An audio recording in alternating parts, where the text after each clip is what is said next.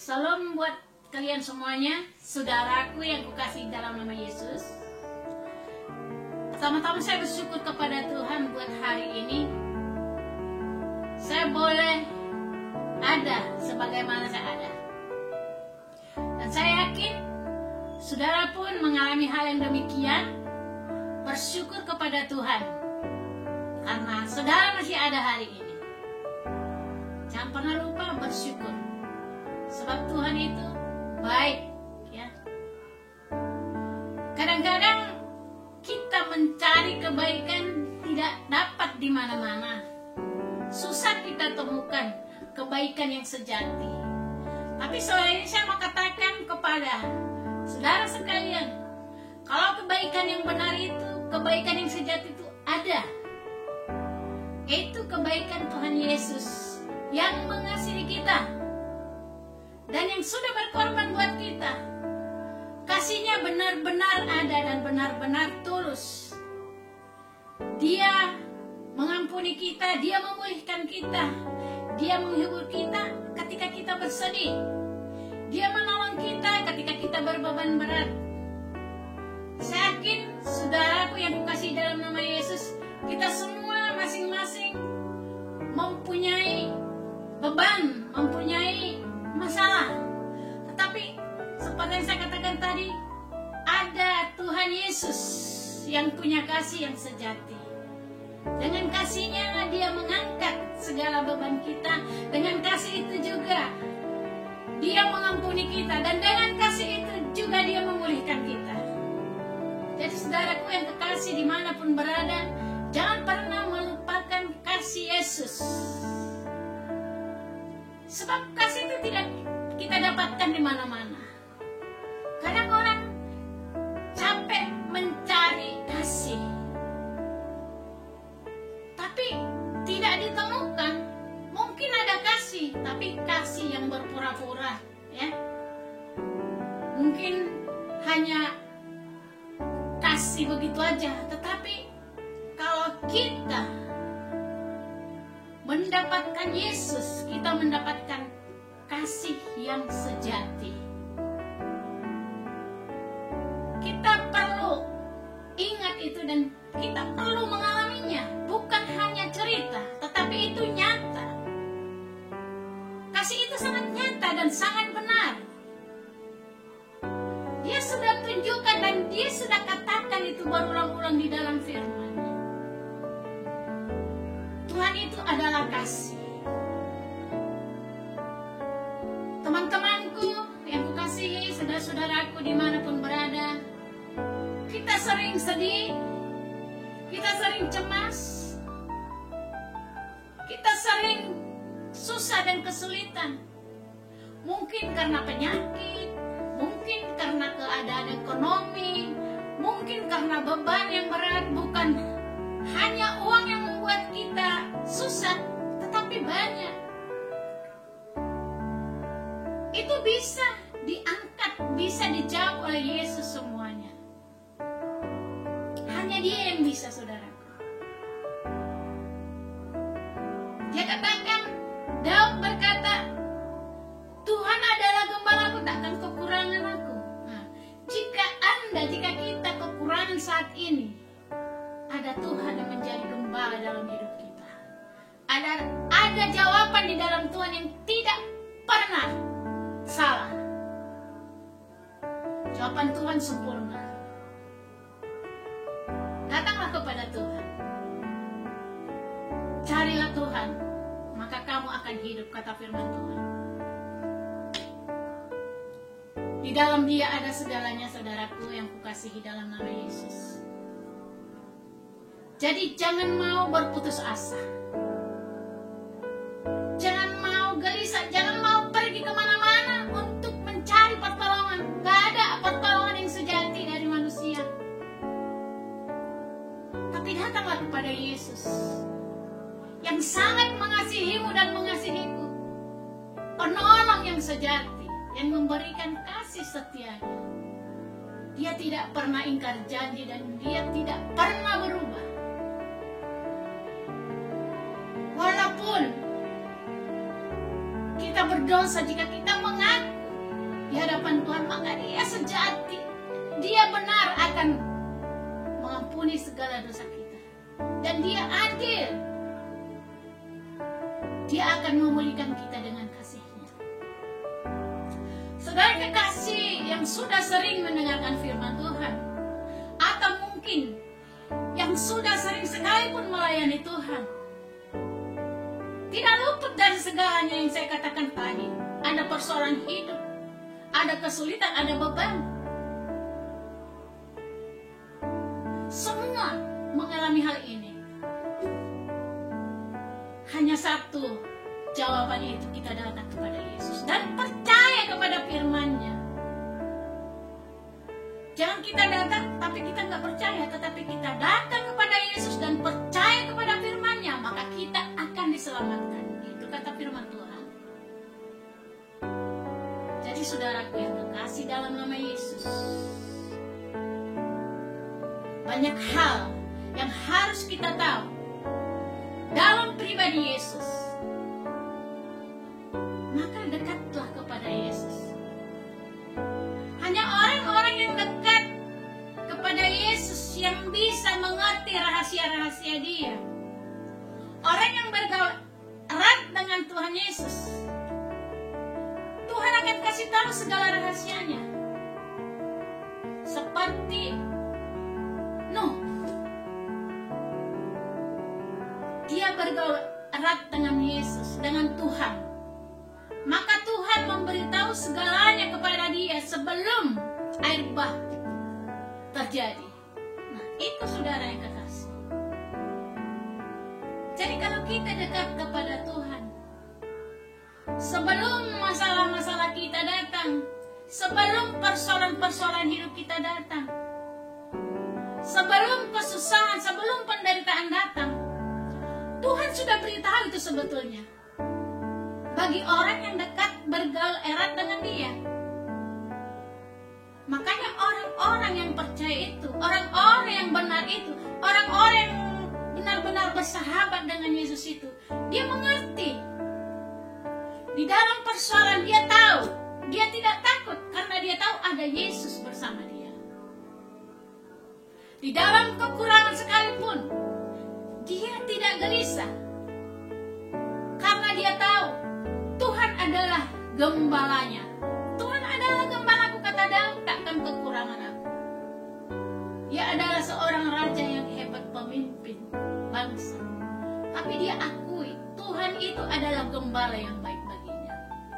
Nah, demikian kita saudara. Kalau kita mau lepas, mau bebas dari penderitaan, dari kesusahan, dari kesulitan sekalipun, dari apapun yang menghimpit hidup kita, mari saudara dekat kepada Tuhan. Bergaullah dengan Tuhan, akrablah dengan Tuhan. Jangan saudara pikir bagaimana akrab dengan Tuhan.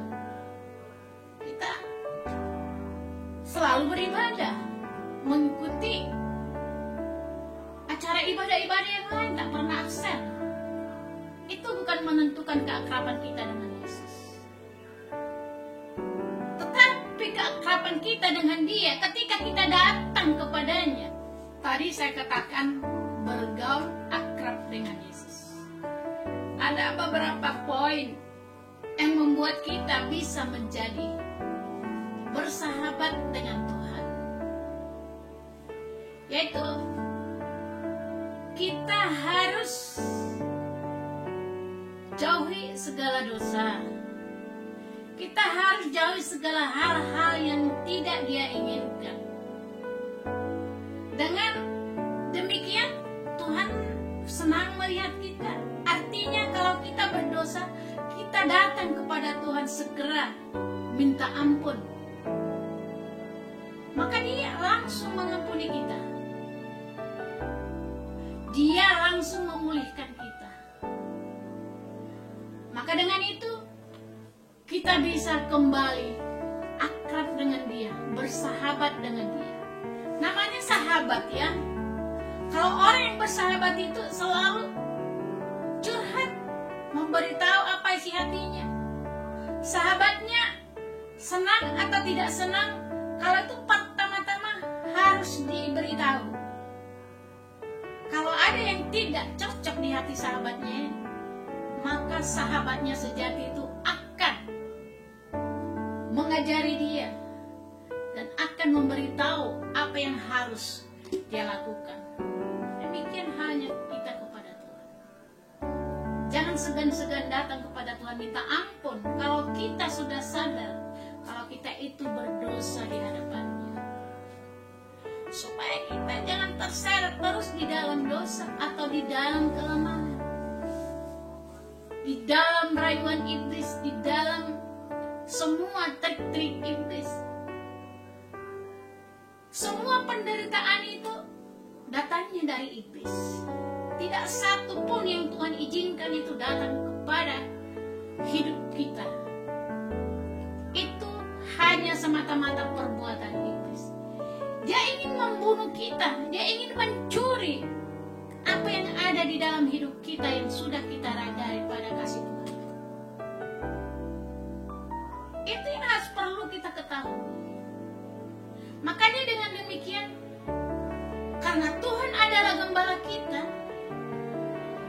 kita harus dekat kepada Tuhan.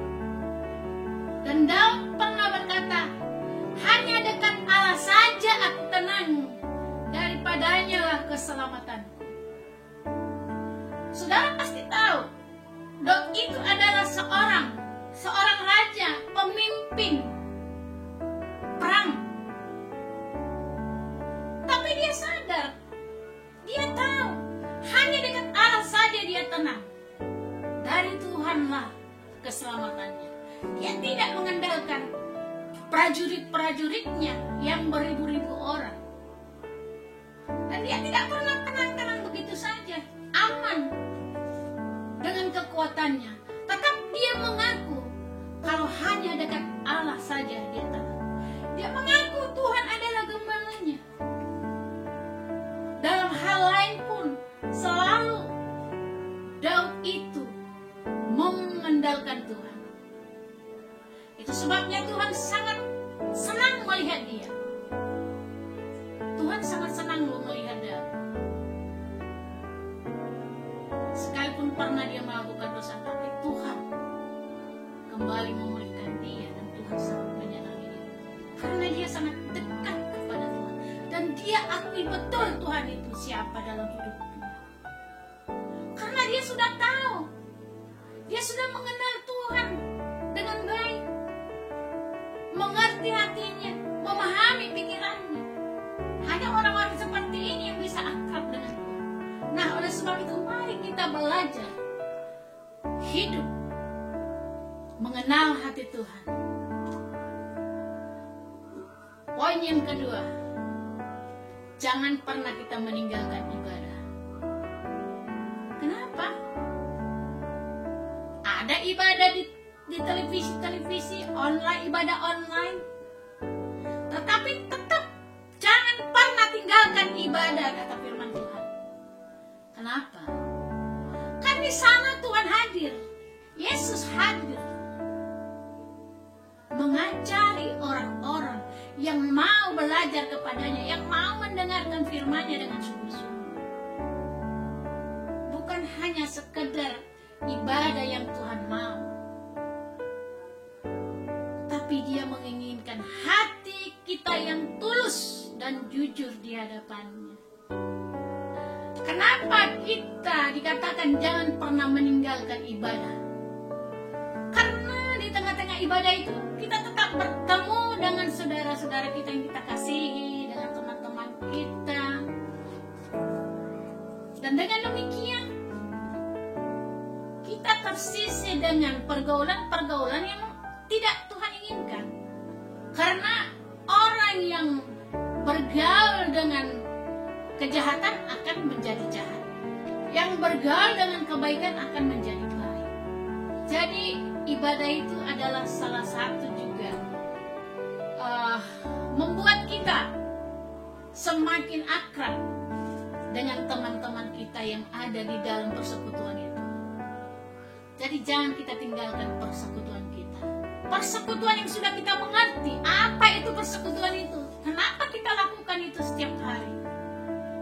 hari ada ibadah. Karena hanya disitulah kita bisa mendengarkan firman Tuhan yang menguatkan kita, yang mengajari kita, dan yang membenarkan kita. Karena hanya kebenaran firman Tuhanlah yang bisa membenarkan kita. Poin yang ketiga dan poin yang terakhir, bersahabatlah dengan Tuhan dengan cara beribadah pribadi kepada Tuhan, yaitu menyembah Dia, melakukan apa yang sudah saudara tahu dari firman Tuhan, supaya ibadah itu nyata di dalam hidup. Ada buah dari ibadahmu yang Tuhan lihat. Ada buah dari ibadahku yang Tuhan tahu. Jadi bukan sekedar cerita, bukan sekedar kata-kata kita beribadah. Semua bisa beribadah. Karena Tuhan katakan, mulut manusia ini memuji aku, katanya ketika orang beribadah, tetapi hatinya jauh dari sini. Ada yang seperti itu. Jadi ketika kita pun beribadah, kita harus selalu akrab dengan Tuhan. Bukan semua orang beribadah bisa akrab dengan Tuhan. Kalau hatinya jauh, berarti tidak akrab. Kalau hatinya kemana-kemana, berarti bukan sahabat. Makanya banyak orang yang tertipu. Kalau ada dilihatnya orang Kristen yang sering beribadah, berbuat jahat, apa katanya? Tapi itu kan rajin beribadah. Mereka kan sering beribadah. Iya, tapi mereka tidak bergaul dengan Tuhan, tidak akrab dengan Tuhan, tidak takut sama Tuhan, sehingga dia bebas melakukan apa yang dia mau.